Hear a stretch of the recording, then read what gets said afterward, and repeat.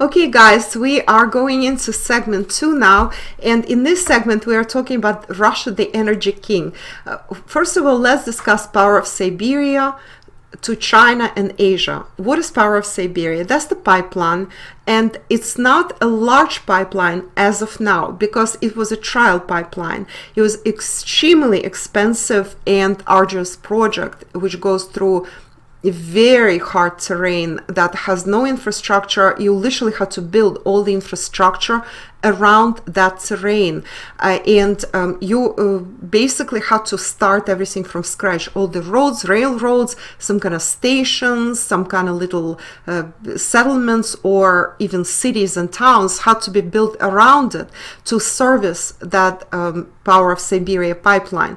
And there were people, I personally know some people who were very anti-Russian and very pro-West, that were laughing at the volume of that pipeline. It was something like 5 billion tons per year, or cubes, I'm sorry, cubes, that's oil, and gas, that's oil and gas, but primarily gas.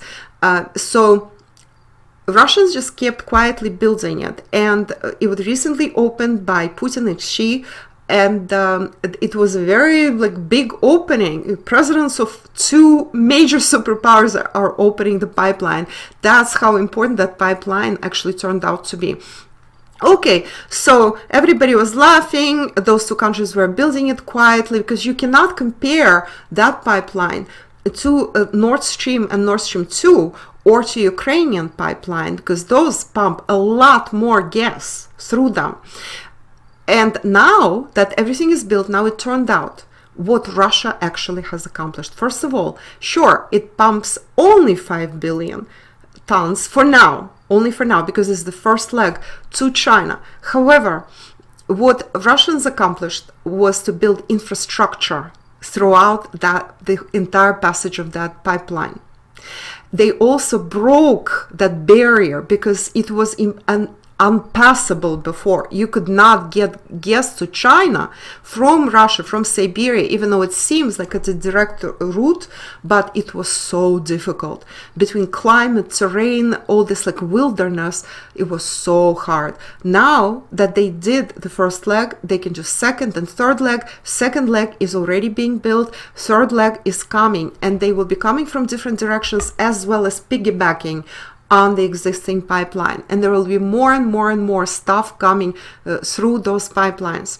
So infrastructure has been built. Now, another amazing accomplishment. See, there are a lot of villages, towns in Siberia, and I'm talking very out of the way ones. I'm not talking cities, but I'm talking very out of the way towns and villages where there's still no gas. Russia, the energy king, the gas king, has areas where there's no gas supplied to locals, and that is because a few people live there. They're very remote. Some of those villages and towns are practically dying. People are moving out because they want modern conveniences, which those places are unable to survive. So Russians were able to get gas to those places now. So that pipeline to China was announced, that it's pipeline to China, in fact, was a very cleverly disguised inside Russia infrastructure mega project. Now those places, fewer people will leave, some people will start settling back in, and I'll tell you more. Russia has grand plans. I will tell you more about those plans at the end of this webinar, to repopulate Siberia, to build new cities. And so that pipeline will have more and more branch outs going to new cities, new towns that will be built in Siberia in the next 5 to 20 years. And in addition, Russia accomplished something amazing. And this amazing feat is called the Amur gas processing plant. Amurский газоперерабатывающий завод. That's in Russian. And what this plant does, it actually breaks into the helium global market and takes it over. Before that, helium market was distributed between Kuwait and USA, who produced most. Russia, with all its gas, the gas that goes to everybody, Russia did not extract helium out of gas, which is a very, very valuable, very important component that accompanies gas. So others either burned it out, or some smart Europeans, like Austrians, for example, they will extract helium from Russian gas and then sell it in the market. So Russia only owned 5% of the helium market previously, and Russia now is going to have about 35% of the market, possibly even more when everything is done. The Russian gas mix is very rich. So the Amur gas processing plant that branches out of Power of Siberia separates methane, ethane, butane, propane, and helium. And only methane, which is the actual gas that is necessary for gasoline for functioning, is going to China. Everything else stays in the Amur plant, then it gets reworked, it gets repackaged, and then sold to the global market. So helium is very valuable for space and underwater vehicles, and even in surgery, in medical sciences, ethane is crucial in plastics, crucial.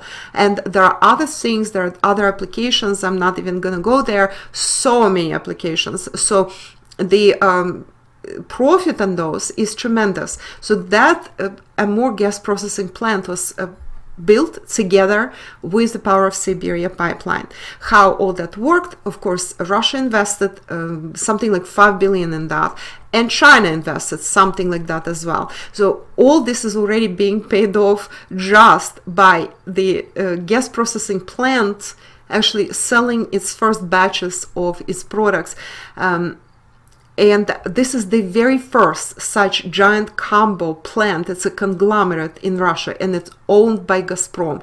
That plant on the shore, near the shore of the Pacific Ocean, basically near Vladivostok. It's like the most southeastern part of Russia and of Siberia. From there on, you can transport it by ship anywhere in the world, and the demand is growing exponentially. So this was such a good move. I can't even tell you enough about that. This is how Russia currently operates. Russia is being a lot smarter than before. And also, I want to mention Rosatom. Rosatom is the state-owned agency that actually does everything in Russia that has to do with nuclear energy. That's everything from the nuclear plants that produce electricity to spaceships to the military contracts, etc., etc. So Rosatom just built world's first industrial capacity fast neutron reactor. This is the new word. This is the new thing. This is such a breakthrough. This industrial capacity. Sure, there are lab reactors that work, but nobody built that. What this reactor does is neutrons get recycled in it, and there's practically no waste as a result. So it becomes sort of like a perpetual engine, or eternal engine, if you will, and the waste problem is solved. That's nuclear waste, I mean. Okay, no nuclear waste problem. Can you imagine? That's just so next level. Next level, guys. That's 21st century, like mid-21st century, etc. This is way beyond what any other country can do. The possibilities are absolutely endless here, and this is why I call Russia the energy king, in addition to everything. So from the appendix to the west, or from the gas station to the west, Russia becomes the energy king. And the US knows it, guys. US knew it. For the past several years, US very fruitlessly tried to overcome Saudi Arabia and Russia, two biggest oil producers, and then tried to overcome Russia in gas production. and they announced, yeah, we now produce more gas than anybody else, or more oil than anybody else. But all this was shale. It was shale oil, shale gas, and those are unsustainable. First of all, they damage the environment terribly. There were protests here like there's no tomorrow. We all were protesting. We all were against it.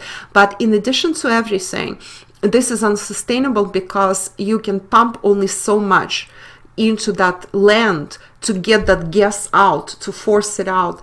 And then you damage the land, you damage the water, groundwaters become undrinkable. There's like fire, you can set on fire your water out of the faucet. Yeah, I've seen videos like that. Then there are mini earthquakes that happen, etc., etc. But in addition, the pressure drops after a certain number of years, and that's only a few years, and the pressure started dropping, and then now they produce less and less. In other words, that was a fad. That was like there was a balloon that ruptured. It was never sustainable. If you were with me in 2014-15, I was predicting this would happen, and exactly that is happening. So US is not talking anymore about being the energy king and surpassing everybody in the world. They still produce a lot, but they already know some of those shale gas and oil producers went out of business because they could not compete with much more efficient and cheaper gas and oil from Russia and Saudi Arabia and the Middle East. And they either went out of business, or if they're producing, they have to somehow sell to countries that will buy it more expensively. And so the US started fighting with Russia, and fighting with Russia where? In Europe, because for the let's just say for the control and preferential treatment of Europe. US wanted to supply the gas that was that shale gas that is sometimes 1.5 times more expensive than Russian, sometimes even more. Meantime, Russian gas is a lot cleaner, not only environmentally a lot better and cleaner, but it is also just much better gas. It is very cleanly produced. Russians don't use shale, thank God. You know, they care about their land a lot more than that, and they have plenty of gas, so they don't actually have to resort to these extreme measures. And in addition to everything, Russian gas is just simply richer and nicer.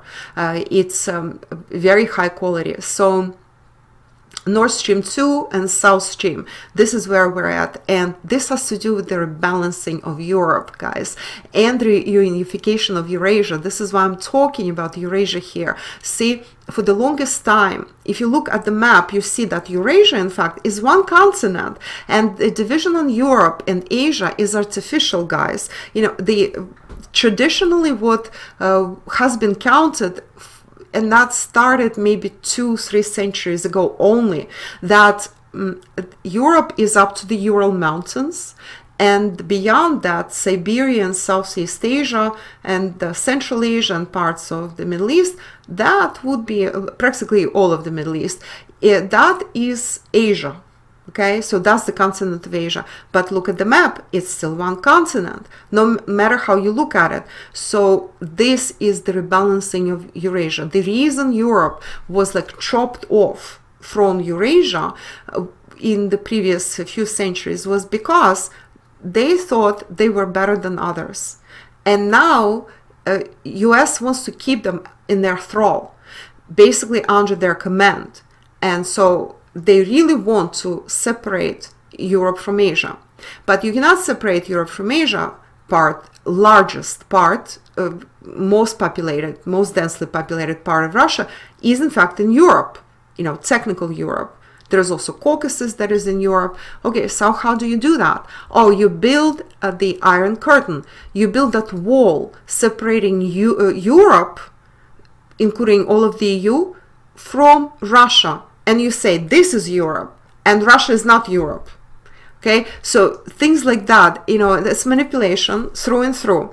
So the only way to reverse all that, what Russia, the Great Balancer, is working on, is to again reunite Eurasia.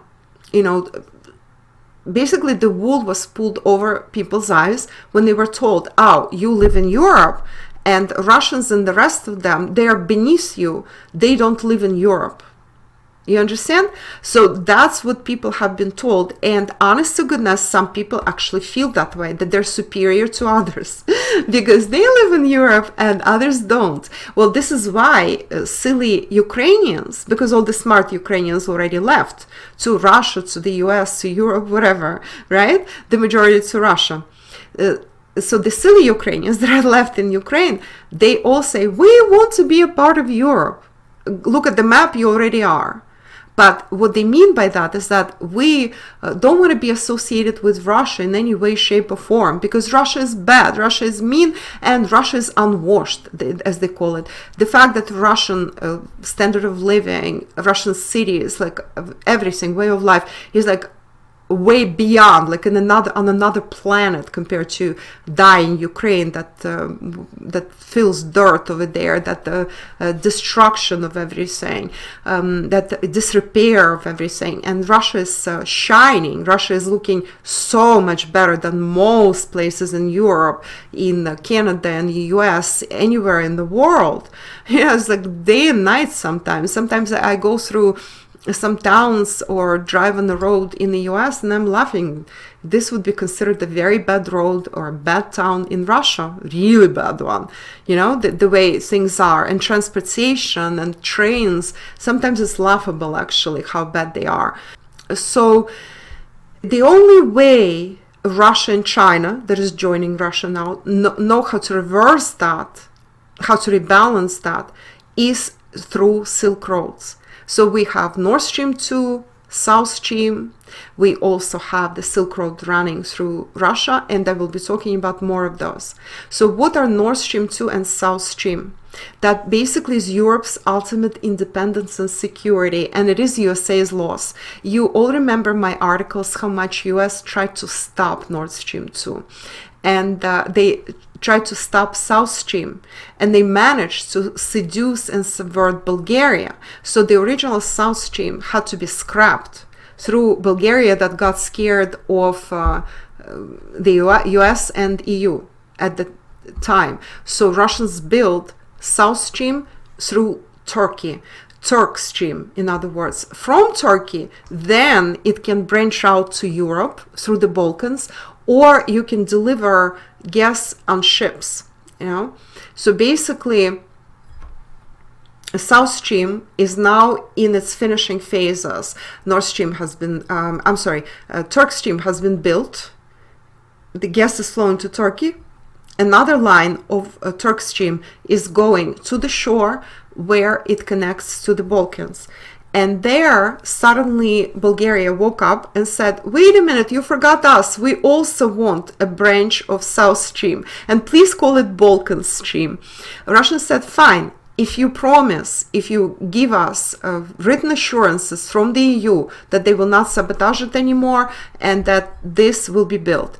Well, other countries were very interested in that, and so of course this permission from the EU has been obtained by Bulgaria. Now we have branches going through Bulgaria. There is also, also a branch was supposed to go through Greece. But Greece was also subverted. To subvert Greece, with whom Russia had stellar relations, until they put in charge of Greece the new ambassador, Jeffrey Piat. And Jeffrey Piat, you may remember from what I was telling you in 2014, guys, or just from what was happening, was the one, together with Newland, responsible for the Kiev Maidan. He was the ambassador to Ukraine at the time. So they rewarded him after he subverted and destroyed Ukraine. They rewarded him with sending him to Greece to do the same to Greece. And so Greece subverted itself. The government became very unreasonable, and there are other things that they tried to do, such as the religious schism and the religious, rift between Greek Orthodox and Russian Orthodox churches. They only achieved it a tiny bit, but that was enough so that the relations with Russia, between Russia and Greece, really went south. They're still better than with most countries in Europe. They're still at the level of 200. I talked about it in Quantum Report 1. You can go and purchase that report separately on ladare.com. I'll put a link below. And so in this report, I actually show you what relations with Russia look like with different countries. So it's still at the level of 200 courage with Greece. However, it is a far cry from what it was like in 2014, 15, until Piat, that leech, that reptilian just went there and just destroyed everything. So Russians decided against a branch through Greece because of that. And now Bulgaria again is an important player here. So it goes through Bulgaria and then to Serbia, and then South Stream reaches Austria, Hungary, Slovenia, even Bosnia, interestingly enough, through Serbia, and other countries. It also branches out to Romania, to Slovakia from there, and Romania now buys Russian gas through South Stream through Bulgaria. So Romania always bought Russian gas. And as the country that is one of the most Russophobic out there, actually, right up there with Poland and the Baltics and Czechia. So this country bought it through Ukrainian pipeline. And now they said, we're not going to buy through Ukrainian pipeline anymore. We're now buying through South Stream. Even they don't want to deal with Ukraine. And Romania is the country that has been nudging Ukraine to be as Russophobic as possible, and especially nudging Moldova. In other words, they would love Russian gas, but they also are the biggest Russophobes on the planet, some of the biggest, etc., etc. Well, bottom line, South Stream is practically ready to go, and of course Austria is benefiting tremendously. Austria is one of the few countries of Europe that actually behaved with Russia. Sure, they still have these, they still joined anti-Russian sanctions and all that, but at the very same time, they still try to be more reasonable. And Austria now becomes a major hub. I'm going to read you my notes here that I wrote. So Nord Stream 2 and Balkan Stream create a ring bypassing Eastern Europe, that very hostile Eastern Europe, the one that is working very hard on rebuilding the Iron Curtain between the rest of Europe and Russia. And the rest of Europe doesn't want it. But to bypass Eastern Europe, you actually have to go around. You have to hug the seas. So Black Sea through Turkey, unlikely, very unlikely ally, because Russia and Turkey have had something like 12 to 15 wars in their history, and they've been like big enemies. Russia, in fact, destroyed the Ottoman Empire, right, and liberated a lot of people of Eastern and Central Europe and Caucasus from them. So basically, those should be friends and grateful to Russia. But no, Russia is working with Turkey.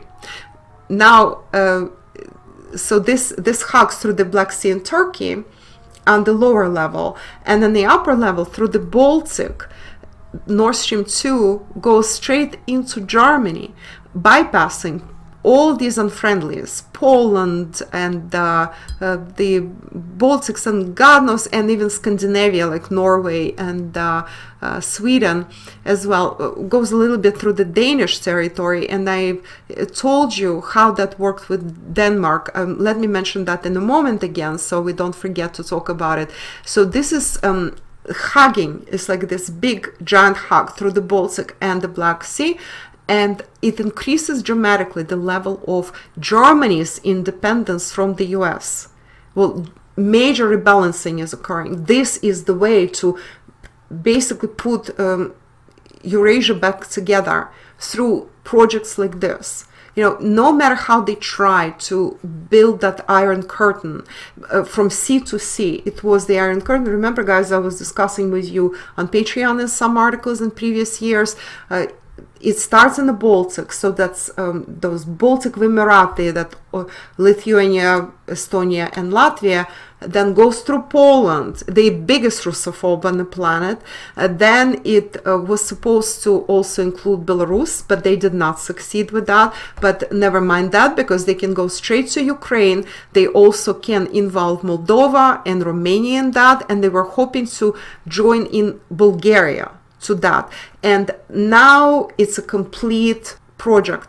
It's between Baltic and Black Sea, but then they started adding more countries to that. They said, well, we also want to include Caspian, and for that we need to make all the Caucasus countries unfriendly to Russia. They succeeded with Georgia very easily, and that's a real shame. I personally never liked Georgia, by the way, so I was right even when I was a child, not like in Georgia. I went there, it's like, I don't like this place. That was a long time ago. Maybe I'll show you my picture once back in Georgia.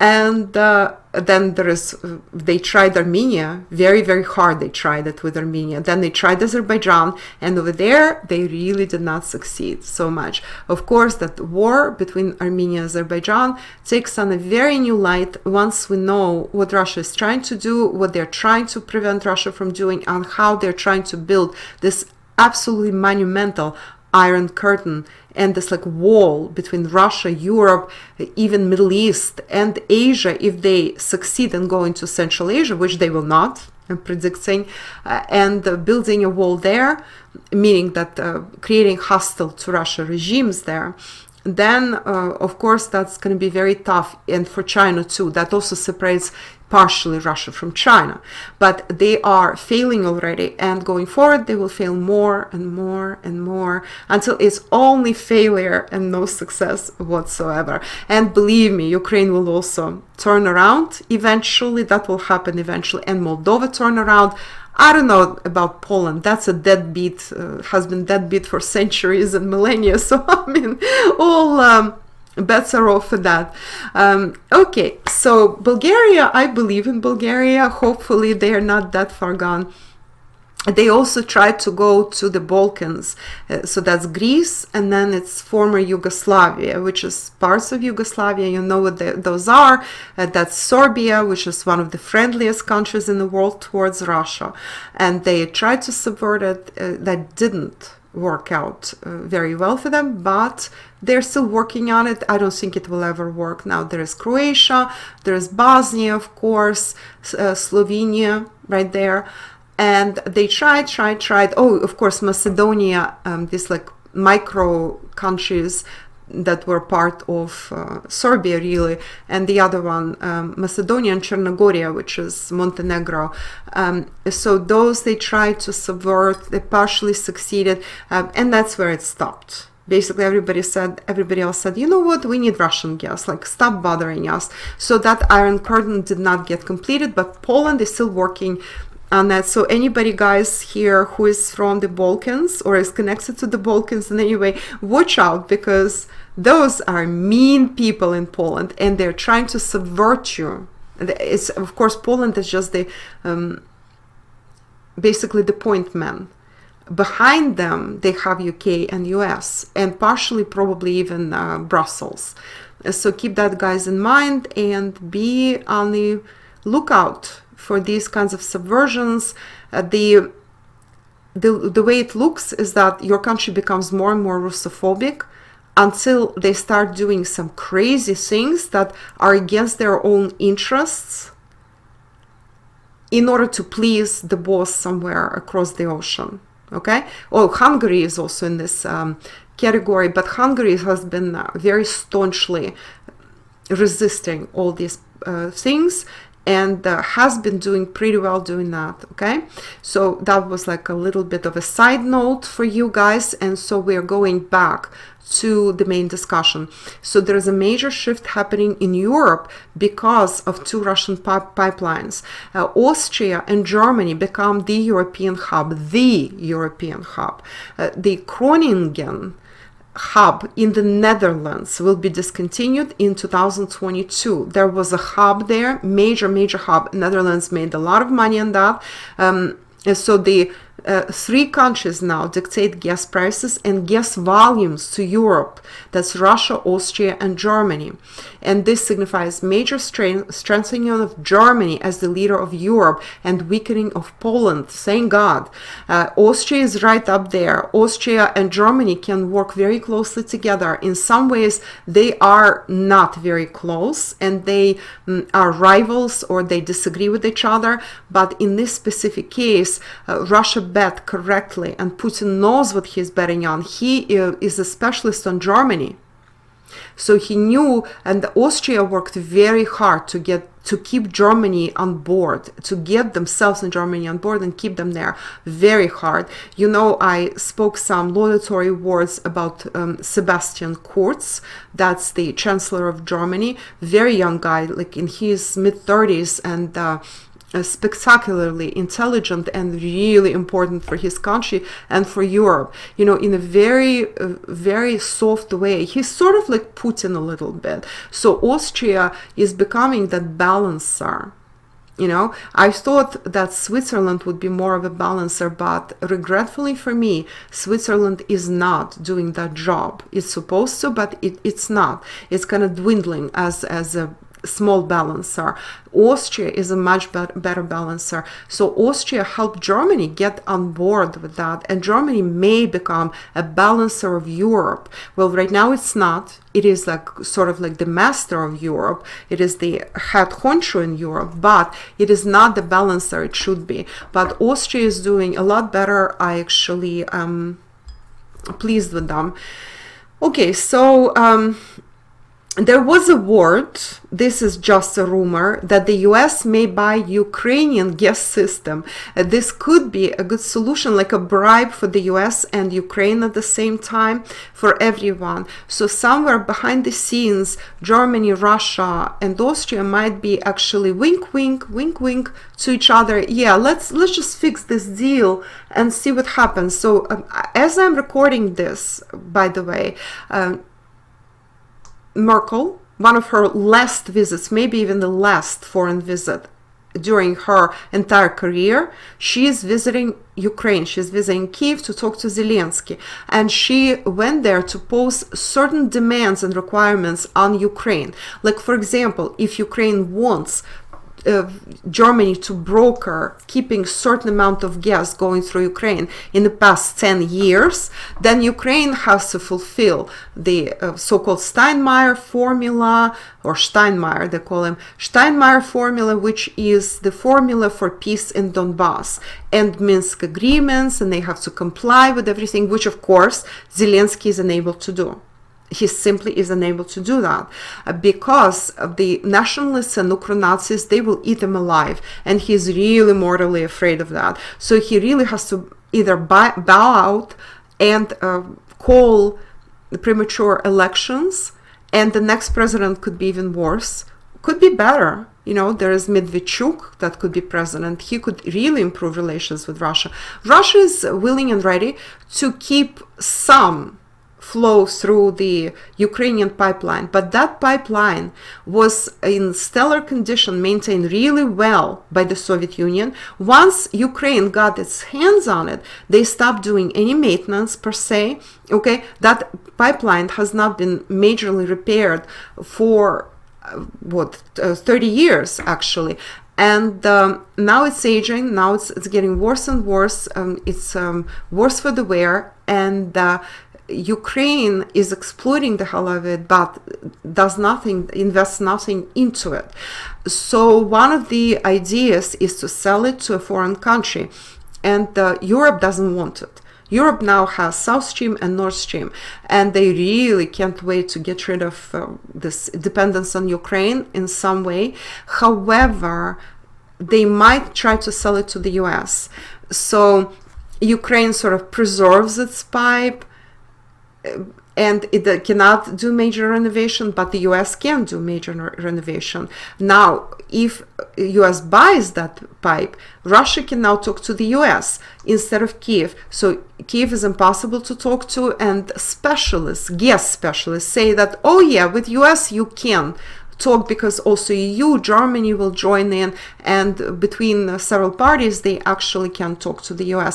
I still doubt it, and I still think that the US might be using that pipeline to blackmail EU and Russia and somehow incite violence and a rift between the two. They say maybe it's a bribe. I don't know.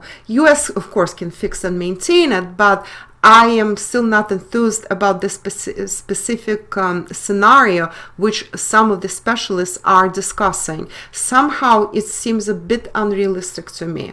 So US does get some access to the EU markets, but those who are so naive to think that the US will stop sabotaging Europe and Russia and pitting them against each other, they're very naive if they think so.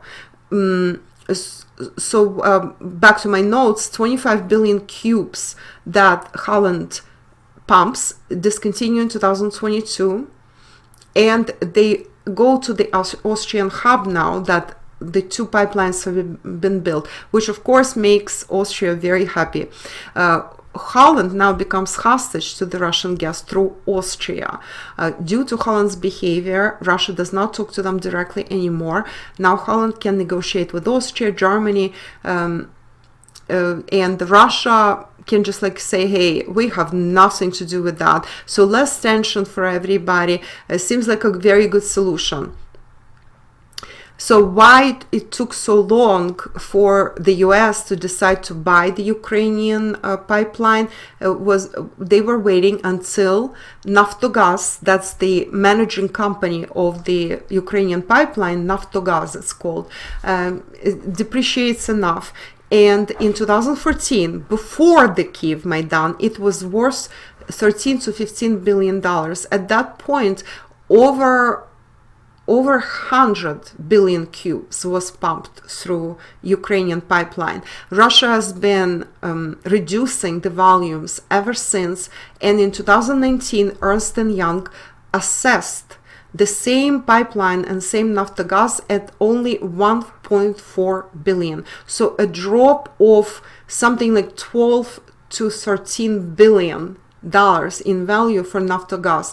So the US wants to seal the pipeline, and Silly Kyiv is giving away the farm, because they're hoping to get into NATO or get US bases in their territory. But of course Russia will never allow that to happen. So if they go too far, then they will have to deal with Russia, and US in its weakening condition knows this. They know this. Then pipeline is also worthless, because they will not own it in the end if Russia goes in full force into Ukraine. Some think that this is part of Putin-Biden negotiation. Yes, sure, there could be some negotiations to that respect, to that end, but I do not feel that this will go through specifically. What I do feel is that this pipeline will become practically obsolete in several years' time. So what Merkel is negotiating, and she's trying to negotiate that maybe possibly we can somehow make a deal in which we convince Russia to maintain gas through your pipeline and some volume, like something like 25 billion cubes per year, which is not sufficient for that pipeline. It's not enough volume actually to pump through it. So it will be aging more rapidly. Maybe they can continue 25 billion cubes through your pipeline for another 10 years. Russians said, well, we'll consider it, we'll discuss it, but we're not committing to anything.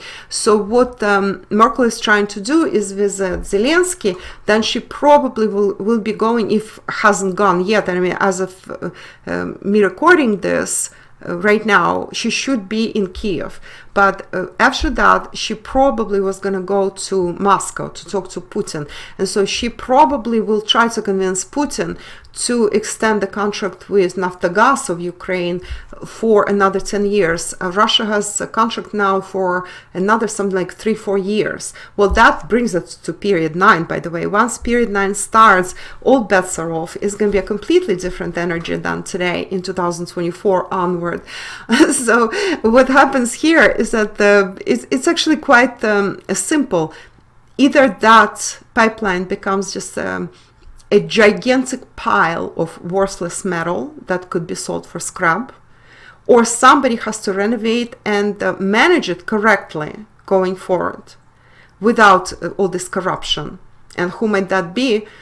So some say, oh, it's only the US who could step in because nobody else wants to.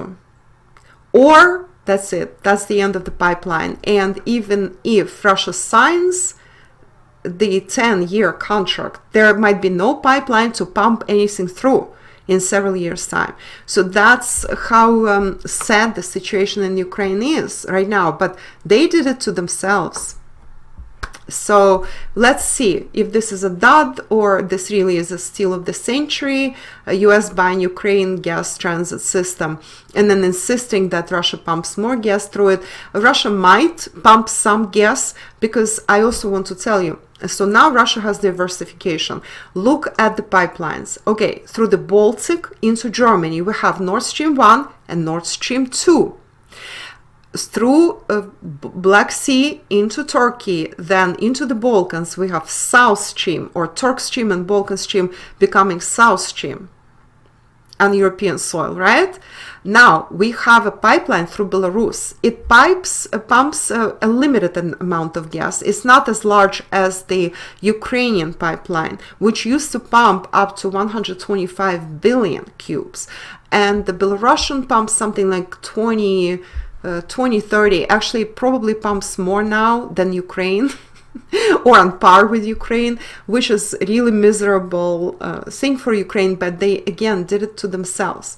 So we have a diversification right now of 4 different pipelines. Actually, if you take into account Nord Stream 1 and 2, that's 5 different pipelines. And that's a very good diversification. So just in case, for diversification's sake, Russia might keep, or Gazprom, we should say, might keep Ukrainian pipeline for some time. But I doubt, I seriously doubt, even under the best government of Ukraine, with the most friendly people there, I doubt Russians will ever invest anything in repairing or refurbishing Ukrainian pipeline. In other words, they will let it die eventually. And now I see more and more countries, what I told you before, Romania is opting to buy gas through South Stream, the new pipeline, and doesn't want to deal with Ukraine anymore. So there's very little left. You know, Ukraine might be used to pump gas to Moldova only, or maybe Romania will pump gas through its territory through South Stream going forward. That could even happen. And then basically hardly anybody will buy gas through Ukraine at that point. There's still Slovakia, but Slovakia might get gas from Austria or Germany, you know, one of those places, either Nord Stream or South Stream, either way. Okay, so that's the situation with Europe. And just to reiterate what I discussed previously on many occasions, this was an ordeal to build Nord Stream 2, absolute ordeal. US did everything to stop it. They thought they stopped South Stream. That was back in 2000s. And that pipeline was dead seemingly. And then Russians decided to build Turk Stream and resolve the whole problem. With Nord Stream 2, it was a somewhat similar situation. The US did everything. All the munitions they could unleash, they unleashed.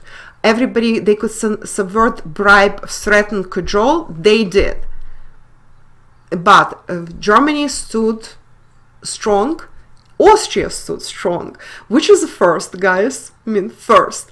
And even Hungary stood strong here and did not allow to be subverted, because these are the countries that this triangle, these 3, Germany, Austria, Hungary, that is the cluster. That's where everything goes. That's who needed that Central Europe, needed to stand their ground no matter what happens. And they amazingly, they actually managed to do that because their livelihood was involved. It was livelihood, and they could not allow anything to happen to their livelihood. And because of that, guys, we now have Nord Stream 2. I told you all the, all these people, all these companies from Switzerland, from France, from Italy, they folded. The ones that are building the pipeline, they actually all pulled out after the US threatened them with sanctions. And the pipe building ships, there's like very rare, it's like technology that is very advanced, very contemporary, and very rare.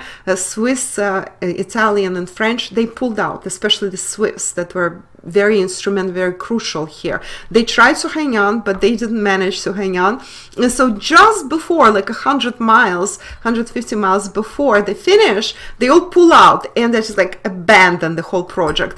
Russia has this very old 2 ships, I believe it's up to 4 ships Russians have that are pipe building ships, but they are Soviet ships, they're not modern, and so they do it a lot more like slowly, and they need more repairs and they need retooling. And so one of such Russian ships urgently was dispatched from Sakhalin, that's the Far East. That's the next to Japan, right? If you look at the map. And it was building a pipeline there. So the moment they had to finish that pipeline, when they finished that pipeline, then they were immediately through the Pacific and then Indian Ocean and through the Suez Canal, Mediterranean, they were dispatched to go to the Baltic Sea to finish that pipeline. That took them something like 6 months, because these are very slow moving ships, and this is an old ship too. And then they had to be retooled. They because of the demands by Denmark, because the part of the pipe goes through its territorial waters near an island. You can look at the map, you'll see where that is. And so near that island, territorial waters, therefore Denmark can demand whatever they want, it's their right. And there was a huge delay with that. Before that, Denmark would not give permission for a while. Meantime, they gave permission to the Polish Norwegian project that was supposed to kind of like cross Nord Stream 2 and probably also sabotage it on some level. Well, now Denmark rescinded its permission for the Norway-Poland pipeline suddenly, and Poles are crushed. Now that Biden gave up on Nord Stream 2 and said it's too late, that's already built. And the reason, remember guys, I explained to you the reason Biden laid off of Nord Stream 2 was simply because he really wanted to restore relations with Germany that Trump damaged almost irreparably. So to be on German good side, he sacrificed American ambition to sabotage Nord Stream 2, because truly he's right. It's practically built. There are 100 miles to go, now a lot less, by the way. So Nord Stream 2 probably will be finished either this month or next month, but it's absolutely, no question about it, will be functional, will be fully finished and functional before the end of 2021. This has already been announced by different parties, and so in other words, the actual building might be finished this month. That's August 2021, or at most in September of 2021. This is huge news. So despite all this, despite all the sabotage, and how the Russian ship was traveling from Sakhalin to the Baltic, through Indian Ocean, Suez Canal, Mediterranean, around the entire Europe, near UK, etc. So what Russians did, they did very quietly. They dispatched several patrol ships, including a cruiser, including like 2 minor and 2 large ships, to escort the pipe builder. And this, I believe the name of the pipe builder is Academic Chersky, if I'm not mistaken, that's the name. And this very famous ship now, everybody was following its route from Sakhalin all the way to the Baltic. So of course, that is because so many threats were made against Nord Stream 2. And who knows, some kind of like loose cannon American carrier in the Indian Ocean, and there are too many of them floating around, will damage the ship or will torpedo the ship or something, and they say, oops, we made a mistake, you know what I mean? And it's going to be too late. So Russians did it very smartly. Maybe there were a few underwater helping hands also, like subs and such, who knows, right? But anyway, it was escorted successfully. Then Denmark demanded major retooling. It took them several months to retool. They did that in Germany, in the German port there. And then they finished the construction, or almost finished, and now they're practically almost done. Well, so the news are great for those who are following Nord Stream, South Stream, who are investing in Gazprom, by the way. Well, I'm also cheering with you guys, and so the news are good. And what this does, this makes Europe more independent. This helps Germany to reclaim that role of the leader in the EU, but not the kind of leader Germany was under the US. It's a much, much more independent leader that can talk as an equal already. Look how Merkel talked to Biden. It's already more equals talking. You know, not quite. There are still occupational forces stationed in Germany, but it's a lot better than before. And Germany will become stronger. What Germany in this situation, in this joint work with Russia, what UK before that, British Empire, UK, and now US have been trying to prevent for centuries, the alliance between Germany and Russia, how they always feared it. Now it's going to be a triple alliance, Germany, Russia, China, through Russia. It's through Silk Roads, through gas. See, Russia and Germany have their own relationship. And when I say Germany, I mean also closest allies. That includes Austria. That includes some Nordic countries, and by the way, Denmark is in that category. Then some other countries like Finland who can benefit from it. Unfortunately, Sweden and Norway have become the terrible patsies of the US, but Germany has a lot of pull in those parts. And I'm sure Germany, given time, can also reshape the direction of some of the Nordic countries, and we'll see what happens with France. We'll see. Austria is decent. I like more or less where Austria is. I like where Hungary is, and hopefully that will continue. I like where Slovenia is, and maybe Balkans also will start straightening out. Of course, Serbia is good. Italy is good. Spain not good. Portugal a little better. I would say Switzerland is like, neither here nor there, but they try not to interfere too much, and they don't carry as much weight anymore either.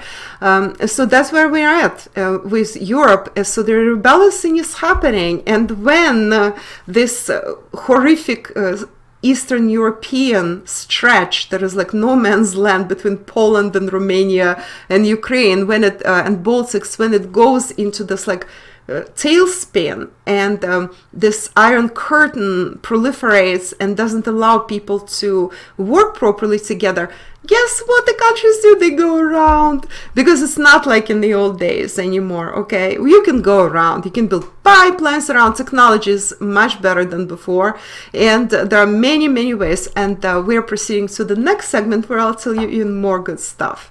So stay tuned.